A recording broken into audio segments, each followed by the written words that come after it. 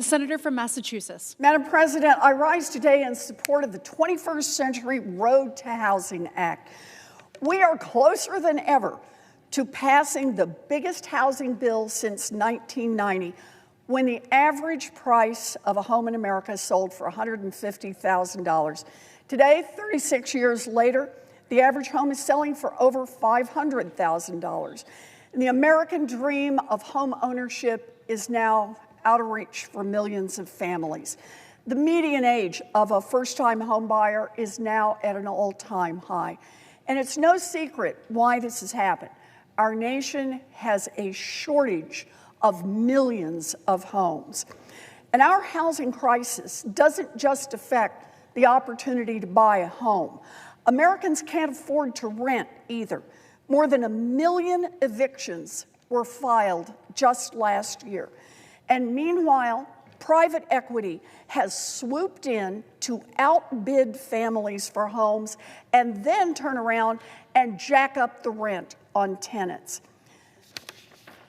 Congress has been sitting on its hands for decades as multiple generations of Americans have seen their dreams of home ownership slip out of reach while Wall Street rakes in the profits.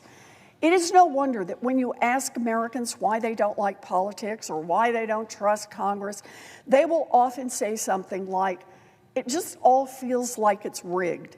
Yeah, the system is broken, and I've been ringing the alarm bell about this for years. But today, Congress is taking a big step toward fixing it. The bill we're passing today sends a clear message to every American struggling to find a place they can afford. Elected leaders understand the problem and are actually doing something to try to solve it. This bill acknowledges that outdated regulations and rules have gotten in the way of building more housing and building it fast. It represents an overwhelming bipartisan consensus that we should use the power of the federal government to encourage communities to build more housing and to repair the housing we already have. And for the first time ever, this bill will stop private equity from buying up single-family homes. Wow. You know, I've been speaking up for years about how private equity has come in and just taken over industry after industry after industry, stripping it for parts and running those businesses into the ground. Congress has never before held private equity accountable for anything. And today, that changes. No longer will private equity firms come in with an all-cash offer to snap up a house while a family loses out on their dream. Today's vote proves that it is possible to find bipartisan, common ground on legislation that actually helps the American people. And importantly, it proves that bipartisan legislation doesn't have to be the weakest, most milquetoast agreement that doesn't offend anyone or do too much to help anyone either. It proves that we can legislate by taking really good ideas from every member of the Banking Committee, Democrats and Republicans, from across the Senate, from across the House, from mayors and local governments, from housing experts and advocates. And instead of just beating each other down to strip out anything that anybody in that group doesn't like, we add in even more good ideas until we have the biggest housing bill in more than 30 years. I don't say this a lot, but today I'm proud to be a member of the United States Senate. Today, we're doing something that will make a real difference in people's lives. I am grateful to the chairman of the Banking Committee who led us in this effort and who kept us on task at all times. If it helped families, he said he was for it, and he helped make that happen, and I'm grateful for that. You know, I just want us all to remember that this housing bill is big, but our housing crisis is even bigger. we have more work to do. And I hope that today's vote is only the first of many votes to follow to continue our efforts to lower the cost of housing all across America. Thank you, Madam President. I yield the floor. Let's get this done. The senator from South Carolina. Thank you, Madam President. I ask unanimous consent to speak for up to 5 minutes prior to the scheduled roll call vote. Without objection. Thank you, Madam President. Thank you to the ranking member for her kind comments, and thank you for your hard work on behalf of the American people. People oftentimes ask the question, is there anything that's not broken in the nation's capital? And I'll tell you, as a great member of the Banking Committee yourself, Madam President, the answer is there are some things that are not broken to the point it cannot be fixed in the nation's capital. And one of those things is our ability to not think left or right, blue or red, black or white, rich or poor. It is to think about and focus on the journey many of us have taken to become United States senators. The fact of the matter is, as I grew up in the Deep South in South Carolina in a little place called North Charleston, Madam President, without any question, growing up in a single-parent household, mired in poverty, the issue of housing is particularly interesting to me. I remember when my parents were divorced, my brother, my mother, and I shared a bedroom, a bed for years, a little 700 square foot rented unit by my grandparents.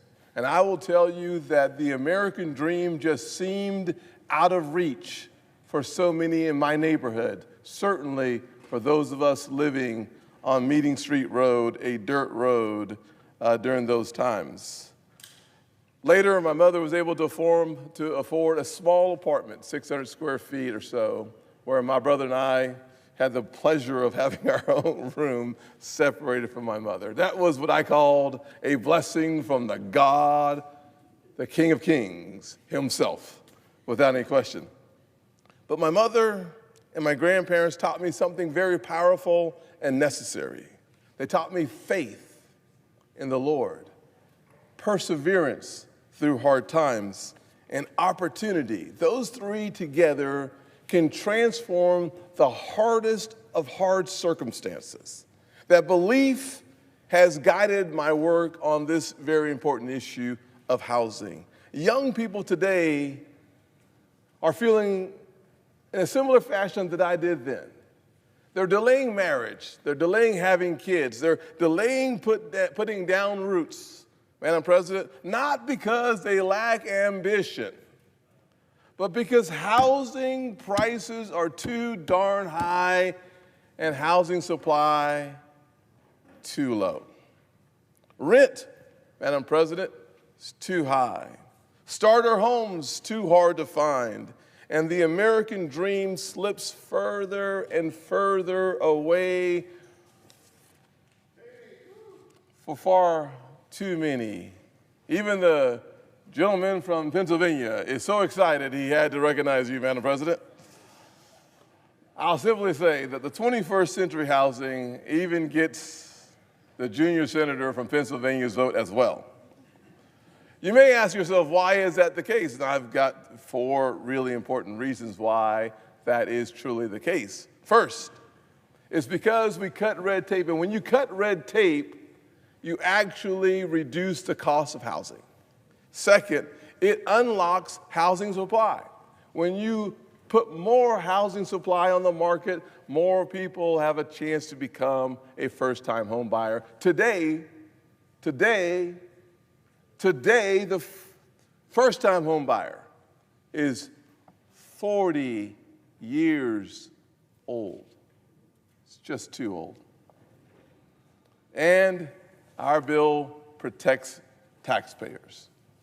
Some have asked the question, how does this make housing more affordable? And I want to highlight 2 provisions. One that the ranking member talked about, which is what President Trump said during his State of the Union is simple. Houses should be for people and not for corporations. We make it easier for people to have access to housing because of the provision that President Trump placed in this legislation. Now, why are there Republicans who disagree with the president on this one? I don't know. Madam President, you'll have to ask those Republicans. John Kennedy and the ranking member have a piece of legislation that we embedded in this bill that simply says something that is remarkable from Congress, remarkable from the Senate, and frankly, common sense to everybody outside of Washington, D.C. If you build more housing, you should get more incentives. If you don't build more housing, you should lose those incentives, and they should go to the places where you're building more housing. Yes, I recognize this is common sense everywhere, but here. Finally, I'll say that the House of Representatives did a fine job of embedding in this housing legislation important priorities that I believe will make housing more affordable, more accessible, and frankly, help banks, community banks, who are the primary place you go for a mortgage, more engaged in this process. And once again, this was a bipartisan, bicameral issue to do the work of the people.